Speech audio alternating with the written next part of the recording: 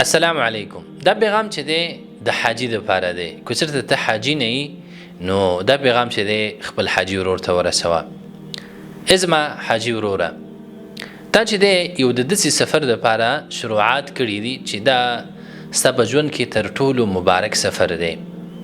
او دا دې د ضرورت نه لري چې ته د رب العالمین کور ته لاړ شي، د ځان سره ډیر مال ویسي، د ځان سره چې دی خپل بیکونه ویسي او حتی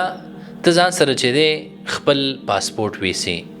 بلکې اساسی او مهم شی چې دی چې هغه ځان سره کې ته د رب العالمین توحید دی.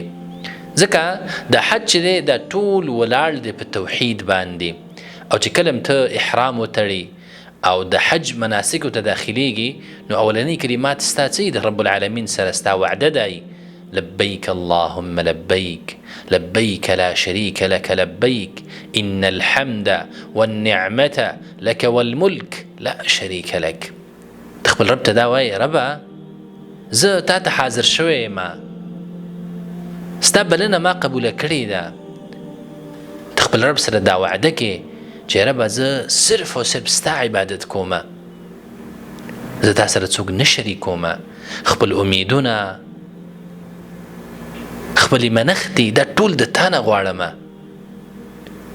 نو حج دی هغه شروع کېږي په توحید باندې محترم ورونو،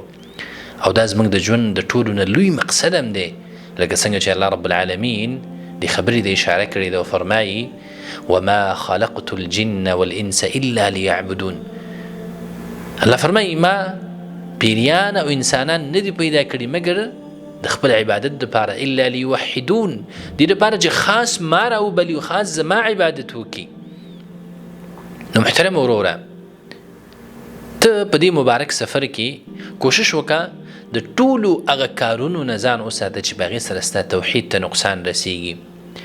په هغې سره ستا توحید کمزوری کیږي. عبادت چې دی دا صرف خاص که د رب العالمین دپاره، خپله دعا دا خاص که د رب العالمین دپاره، د ولینا د نبینا د دین خپل حاجتونه مه غواړه،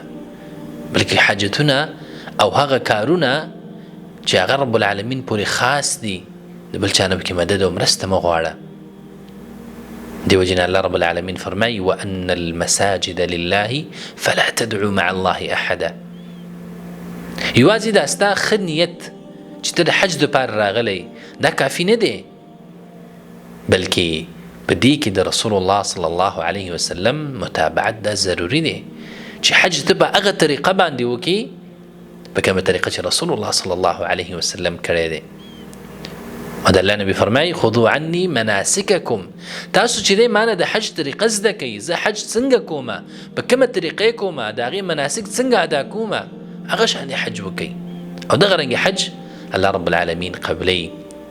چې کله په هغې کې اخلاص موجود وي، صرف د رب العالمین دپاره وي،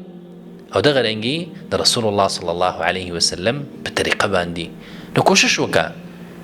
مخکې د دین چې ته حج ادا کړي د هغې احکام زده کړه،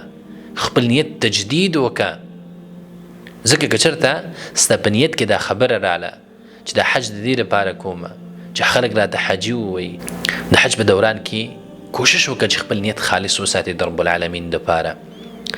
او د هغه ټولو کارونو نه ډډه وکړي چې په هغې سره ستا حج ستا نیت ته نقصان رسیږي، که هغه د نوم ښودلو او د ځان ښودلو دپاره تصویران اخیستل دي د حج په دوران کې، او یا دا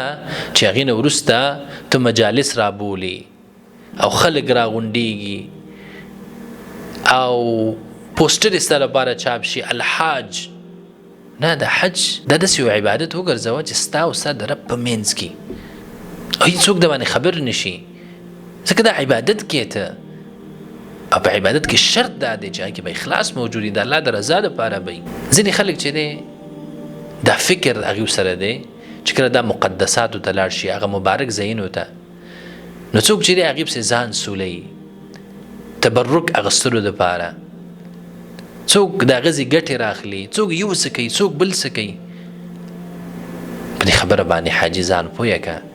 چې کوم شي کې الله رب العالمین خیر او برکت نه ایښی او په شرع کې چې دی هغې دپاره کوم دلیل موجود نه وي، نو موږ په خپل سر باندې دا شی نه شو کولی. نو د ټولو هغه کارونو نه ځان وساته چې هغې سره ستا توحید ته نقصان رسیږي. او په خپل ژوند کې وګوره چې رسول الله صلی الله علیه وسلم څرنګه حج کړی دی، صحابه کرامو څنګه حج کړی دی. نو دغه رنګې د هغه ټولو غیر شرعي کارونو نه ځان وساته چې په هغې سره ستا حج ته نقصان رسیږي.